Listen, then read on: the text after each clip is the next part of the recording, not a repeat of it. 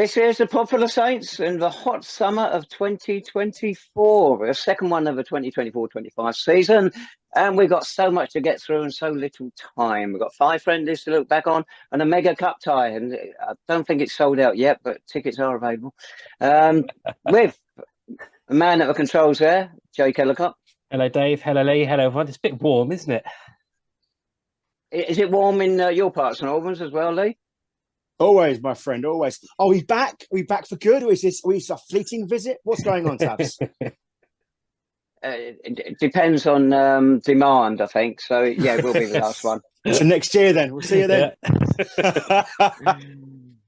Right, we had 5 friendlies. I know you two weren't able to get to all of them. In fact, Jake, I think, was seeing at half of one of them. And it's a mixed bag result. Results don't mean anything at all. It's all about bonding your team, getting players fit and getting them playing a sideways, backwards football. And we achieved that.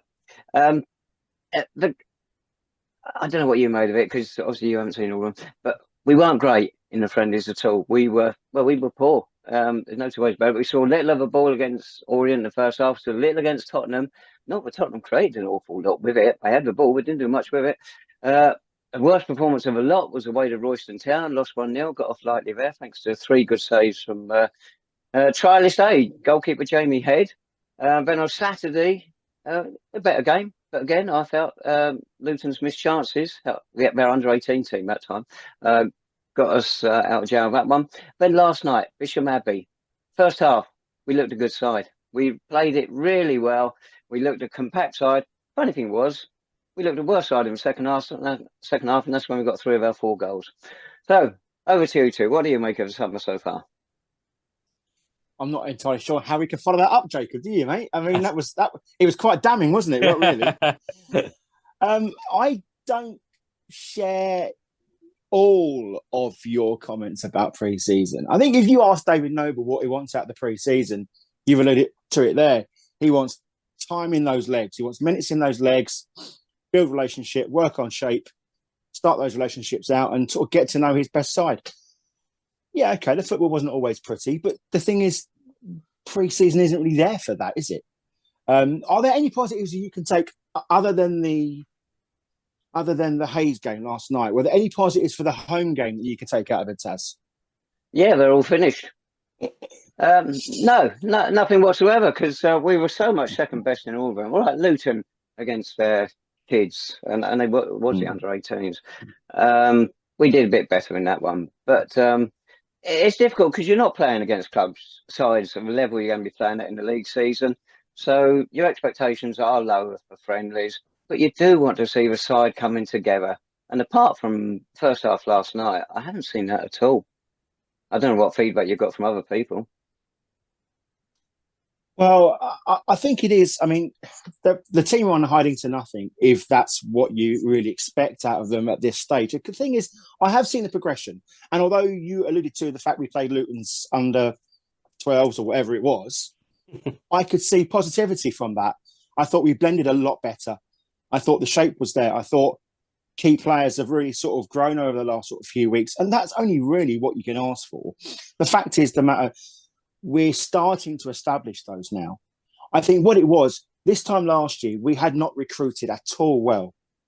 And this year, you can't really say that. And I think it's really important for us to get games under our belts. And I know it's cliche, but they do come out in pre-season times. And Jake's going to bring it onto this shortly. But all the fans want to see is things progressing game by game. And I think we are getting that slowly.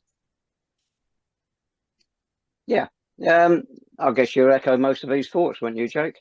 Yeah, it's so hard to read anything into pre-season, isn't it? I know some people probably think, we had a few questions. Where are we? Where's the podcast? Well, a lot of it's because there's not much we can particularly say about these games. They're just warm-up games, aren't they? And like Lee said about last season, a big focus this summer, isn't it, that we've actually done most of our recruitment, all of our recruitment, before pre-season really started. And Nobby's had them on the training pitch. I think in his first interview, didn't he, talked about how he'd already had most of the squad on the training pitch for 2.5 weeks before our first game against Orient, presumably mostly fitness, etc. But yeah, not much you can really read into the first couple of games. The main concerns would be, is it fair to say, defensive mistakes that we'd made at the back the first couple of games. Although it's fair to say also that a lot of them had come from maybe the younger members of the squad that had stepped up from the under-23s, under-21s, B team reserves, whatever it's called these days. So there's a few mistakes there, but otherwise it's just been a very summer not to write home much about, really. I mean, it's not like we've had summers before that have gone amazingly and then we've set the league alight, is it? Or we've had seasons that, I remember us having seasons that have gone terribly and then we've started all right in the league. Doesn't really mean much, to be honest. So I hope no one's panicking just yet. Back in middle of June, when we did the first podcast, the three of us, we confirmed we were against David Noble coming back as manager. It's nothing to do with him personally. It's a style of football, and just club should have moved on. And we saw in the friendlies the style of football he wants to play. It's the same as last time he was here. Last night was more attack-minded, which is encouraging. We hope goes down the road. But 10 seconds into the first friendly, we done our first pass back to the goalkeeper, and it's got Nobby stamp all over it. 24 seconds later, we did the second one. We didn't pass to the Michael Johnson. We passed to their centre forward. We're 1-0 down. Then the second game against Tottenham, goalkeepers, because they're told not to just hoof it clear, they're told to play it out. He goes dribbling around his 6-yard box, loses a ball, simple goal. Away to Royston, taking time, clearing our lines. Keeper goes to clear it, gets charged down, a goal. You've got to learn. You don't muck about at the back. You see more goals conceded from this type of football than you do see scored. It's funny, last night, Hayes, the keeper, did one big boot down the pitch, and they should have scored from it. And it was the old-fashioned football. It wasn't big boot. It was long ball down there. We didn't know how to deal with it. Exposed us down our left, and they cut in, and they should have scored. And mix it up. Goodness sake, clear your lines and do proper defending. There's a time and a place for this passing game. So podcast over, the season over, job done for another year. What I would say is that for the Luton game in particular, I'm down the other end. So I was down the end that the Luton were attacking. As you say, Tabs, change it up a little bit. And what I thought for that game in particular, there were signs of the fact that they were playing out with a bit more confidence. What I would argue about this time last year, and yes, you alluded to Nobby and his tactics. I think he's got better players to execute that now. And I think over the course of time, hopefully we'll sort of see the progression in that. Look, mistakes after mistakes for the Orient game in particular, and when you're sort of 2-0 down after however long it was, it's going to affect some sort of people. However, what I would say, mate, don't take this sort of thing to heart, because I know it rattles you, and losing goals in the way we have been, it's fine, but I'd much rather do them in the pre-seasons, and then they've learned, as you say, learn from those mistakes, learn from their play, and hopefully we don't make those going into the league campaign. We were doing them last season under Nobby. We didn't always get punished. You don't always get punished. It's the same mistakes. It's the way he wants them to play, and they are going to get caught, and we are going to concede goals through it, and it is avoidable. It is avoidable, but what I would say to you this, when I spoke to the media manager, Matt, from the club, he contacted me and we had a really good sort of chat about it. And this was after he published that big video about him and Nobby walking around the pitch talking about Chicken George and stuff like that. I said to Matt, I said, look, did I want Nobby here? No, but he's here now and he's our manager. And I always support our manager. So therefore I support Nobby. I think we all do collectively, because we want the best for the club. I think Nobby, you'd like to think that Nobby would have learned a bit more, wouldn't you? Over everything that's happened to him since his departure and his return. He's got a style of play, and it has gained in some success here, Tabs, since he's been at City. It hasn't always worked, of course not. But look, I think the fact is a matter of you have to give the benefit of doubt, and trust me, there's plenty of doubt about. However, new season, better players, in my opinion, and hopefully he's developed his tactics accordingly, so we're not always getting caught behind the back. Yeah, the early evidence isn't good, but that's what you've got to hope for. What about you, Jake, on the tactics fronts? You'd like to see Nobby change a bit from last season, or are you happy with what he's doing? I mean, last season was such a funny one, wasn't it? I mean, the first half was really poor, wasn't it? Overall, broadly. And then I say second half, I mean, basically the Hemel New Year's Day game to Nobby leaving for Wildstone, however long that was. was all right, wasn't it? It wasn't a massive picture, but it was decent. And I suppose before that as well, Dartford away, etc. But I think the good thing is we've got options. It looks like we've got options in the squad in the midfield and the forward areas to maybe have a bit more energy in our play this season. And Dave, you talk about having defenders that can properly defend, so not just tap it around at the back. I actually think we do have those defenders this season, particularly Joe Partington and David Longking. Both of them, sure, they're good on the ball, but both of them are definitely good enough at just dealing with it first time, no mucking about. And I'm hoping that they are able to do that again. So, as I said earlier, we can't read much into this, but I'm interested to see how Nobby goes. And I think the game coming up will actually be the first real test we've had of this summer on Saturday. The games so far haven't meant much, and we'll also be going up against an opponent who really wants to win on Saturday as well. Well, with the defence, at Bisham Abbey last night, Ben Smith played at left back, which meant he had to go forward. And he looked such a better player for it, rather than just turning going backwards all the time. He looked a better player again. But really, I think our left back was going to be Lewis Mischio, wasn't it? Any news on his injury? I've not listened to any of Nobby's interviews. How's Lewis getting on? Go on, Jake. You're the man inside, mate. No, I'm certainly not. I think it's very much a case of just wait and see at the minute. It didn't sound good, did it? And the bits and pieces we've heard, I think he'd basically heard a pop straight away, didn't he? So, and if he's not featuring at this stage of the summer, you have to worry a little bit. There might be quite a little bit of time until he's sort of fully prepared and fit. And yeah, Dave, I mean, I wouldn't be opposed to Ben Smith playing at fullback. I remember him doing quite a decent job there against Eastbourne a couple of years ago. I think that was on the right. But you'd wonder if we might see Nobby eyeing up those couple of possible loan deals before the season starts, like we did last summer, maybe in the next week or two. And his debut when he came on was at Hampton, didn't he? Yes. Start on the right back. Anyway, yes, Lewis Mischio, he actually only started in 6 league games for Braintree last season. They conceded 10 goals in those games, 1-1, drew 1, lost 4. He was not, no stretch of imagination, a regular in their team. But obviously, we've seen something in him to sign him, and let's hope he is over his injury soon. Yeah, absolutely. What about the other Braintree one, Alfie Payne? He played the whole game last night, one of only 3 players to do that. I think he got injured the other week as well. Again, hasn't really shone so far in the friendlies, but I think we're pinning a lot of hope on him, aren't we? And rightly so. I think what's happened here is there was quite a commendable acceptance by the club that they recruited poorly last year. And I think that they've now put the money where their mouth is. And not only have we addressed a need, we've addressed it with quality. People that have been proven at this level, people have gained success at this level. We're not, we are no longer scraping around the lower echelons of non-league football to get, stopgaps. We're now bringing in established quality players. And I think in Alfie Payne in particular, I thought Luton was one of his better games. I thought his range of passing was there for all to see. Especially sort of first half as well. The one thing I do like is the fact that, as Jake said, we've got strength in depth. We've got real quality now. We're no longer going into games thinking, oh, well, he can fill in here and he can fill in there. When you've got the likes of Deadfield, Payne, Masulo, Banton, it's a real headache, but a good one for Nobby to have, because I don't really believe he knows his best 11 just yet. I think he's still toying with that. But that's good. You've got Charles up front now, who's now challenging Shaun for goals, and you've got various options and various sort of nuances and partnerships you can work on.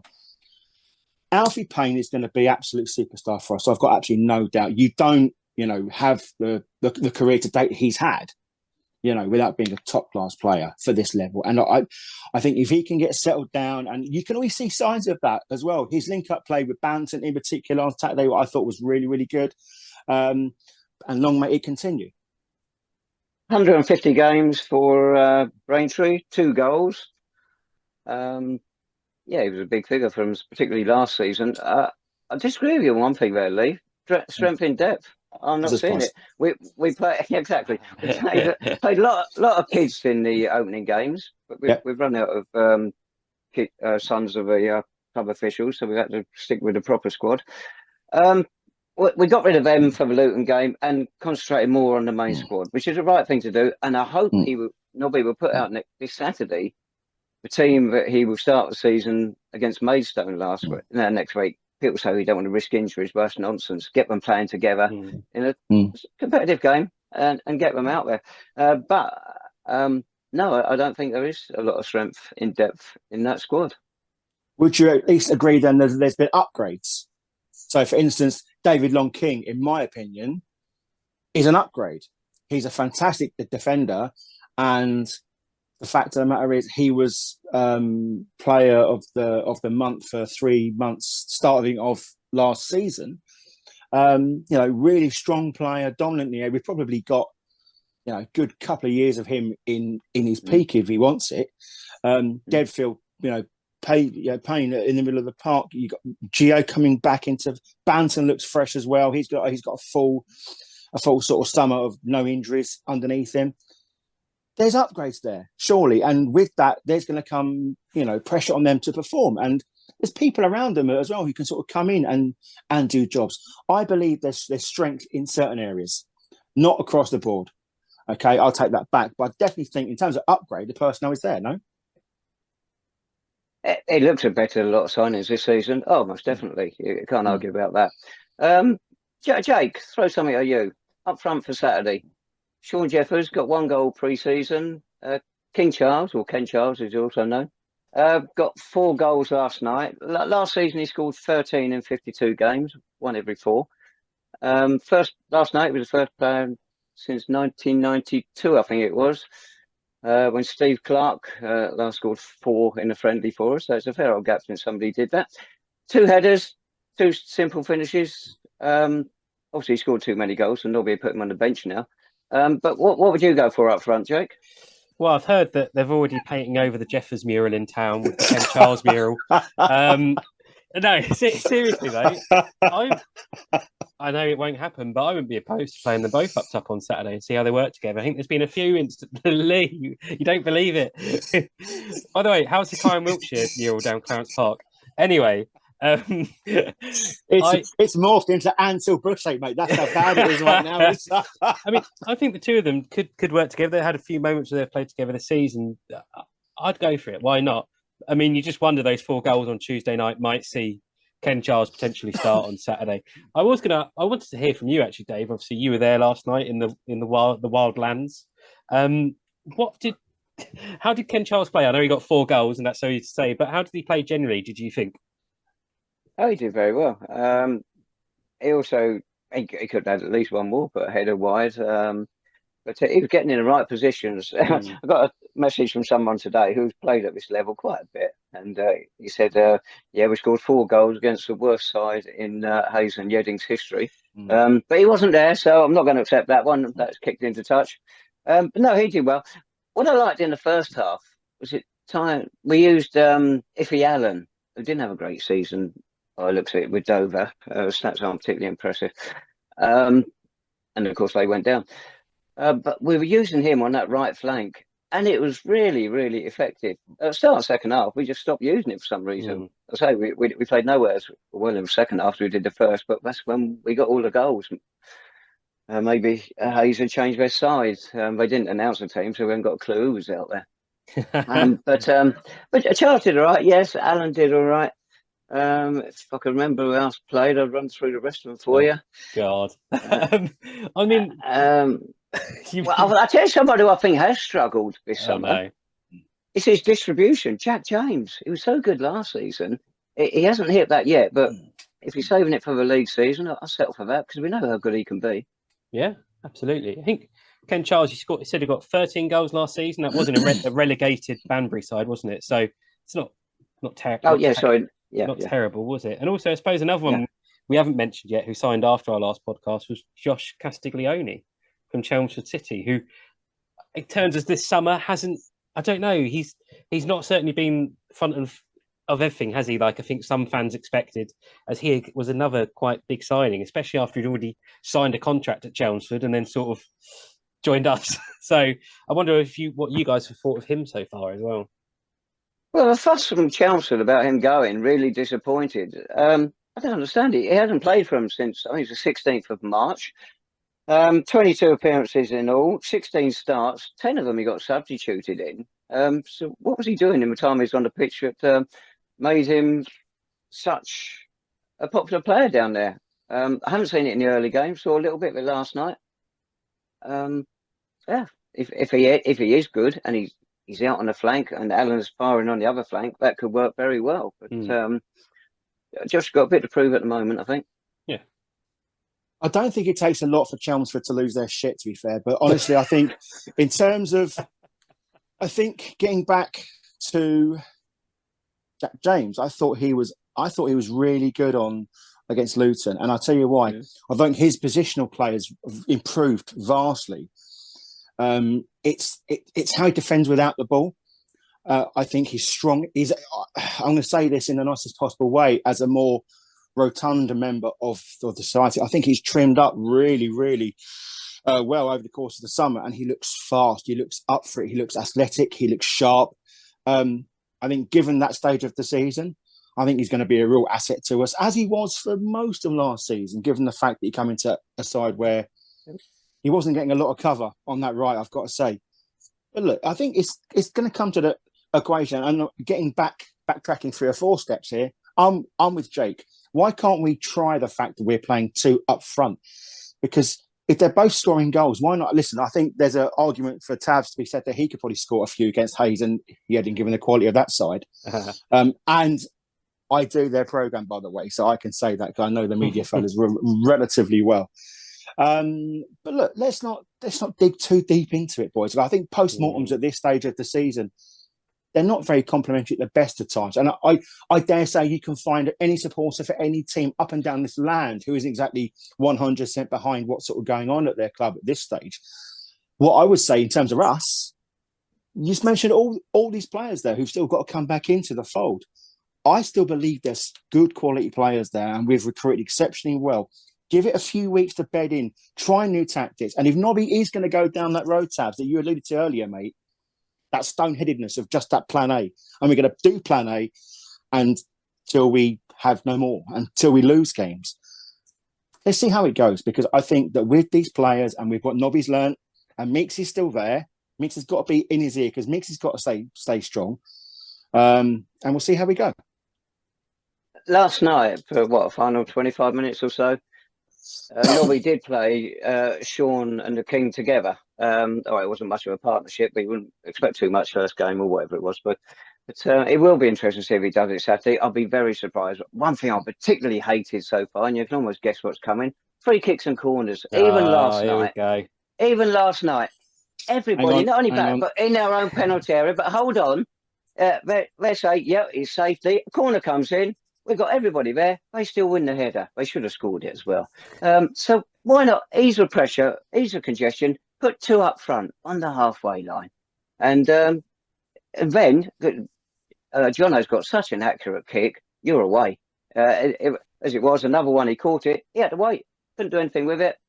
We had to roll it out and play football. Oh, it was awful. So I've got Tav's bingo here, and the top one was Tannoy. The second one was free kicks and corners, and the third one was money. So I'm going to cross off the free kicks and corners. Right, Tannoy, Johnny Seabrook. Oh, no. One of my favourite people. Sorry, Johnny. Tottenham game? Was it Tottenham or Orient? He's reading the team out, and he's playing it. He's reading it over whatever that row is. It used to be called music. It's not nowadays down the park. And so he was getting louder. So I think somebody in control of the music was trying to match him. And for crying out loud, turn it down. Just let him read the team out so people can write it down. And finished. God. I think free kick corner is our most free kick and corners is our most regular section of the podcast now, isn't it? We need to get a sponsor for this bit. What he could do, Jake, he could try playing attacking football. Oh, then that wouldn't come up every week. Oh dear. I think, like Lee, a good point that you said about no fan is happy at this point of the summer. And a good example is Chelmsford City. They lost 4-3 to Whittam Town last night, and the Chelmsford City supporters Twitter account just said, "Not a successful night all round. Second best and a few injuries pre-season. So there you go. So it's not just us. Well, the good news is, of course, the win over Luton Town meant we didn't lose 4 successive friendlies at the start of the summer. Last time it ever was it 2003-4, which ended up with that magnificent match away to Bedford Town at playoff final. So what a starting day. badly in friendlies is not. It's nothing to be judged by. No, You're a harsh man. You're a harsh Yeah. man, Tams. But that's fair enough. But we already knew that, didn't we, mate? Yeah, right. Mind you, that was an awful season. It was an awful season, 3-4. It really was. Right, we finished with the friendlies now. Oh, I guess so. I think we've done it to death. Oh, the best player seen at the friendlies, by the way, was Martin Chivers. Great to see him down there, way before your time, either of you two. Tottenham legend. He's an ambassador of Tottenham now. He's 79, but he looks so well. He looks so fit. And so it was good to see him down there. Former St Albans Sunday League player, of course, when he came up against some of the really, truly great ones. Right, that's enough of that. Herts Charity Cup final is coming Saturday. Who wants to kick that one off? Silverware. We want it. We've got a taste for it. And we want more. Yeah, we do. This is our yes. This is our season. I think, like I said earlier, I think Saturday is actually going to be a real test. The first proper one we've had this summer. And I'm looking forward to it, actually. I think it could be a reasonably competitive game. Might not be amazing, but I think Potter's Bar will be up for it. We'll have to play at a decent level. I'm hoping it's a good bit of entertainment before the season starts. Lee, your face isn't convincing me. Really, mate? Listen, let's just assume no one is watching, which is often the case. Is it really a test? Is it a genuine test? I think Potter's Bar Town? I think it might be more of a test than Hayes, but I don't know what that's really saying. I've got more of a test getting out the door to go to the pub past Mrs. Wood than City have, to be honest with you, facing Hayes. Tabs, back me up here, mate. Is it? I mean, listen, yes, okay, but they're in their pre-season too. City should walk all over Potter's Bar, surely. I'm having trouble to agree with Jake. I put my prediction down here as 5-0, and Jake hasn't made me change it. I don't know. I can't see Potter's Bar being up to it as long as we take it seriously. You don't want to be complacent, but for goodness sake, we should. We should do it comfortably. And as I said earlier, I hope Nobby puts his strongest 11 out in the first half. The game should have been at Potter's Bar. We mentioned this before. They were first out the hat, but their pitch has been turned into plastic. They're going to ground share with Kings Langley till sometime in November. Although it's down the park, it is classed as an away game. So we will have to change our tactics accordingly. What cup is this, Tabs? Obviously, it's the Charity Cup or the Senior Cup? It's the Herts Charity Cup from last season, Lee. This season's has already started, and in the second round, we will be away to either Hitchin Town or Hertford Town, regardless of what happens Saturday. And if you go back 100 years, I don't know if that can be seen. That's a winner's medal from 1923-24, when we won it, of course. We beat Barnet 3-0. You probably can't read the text on the back there.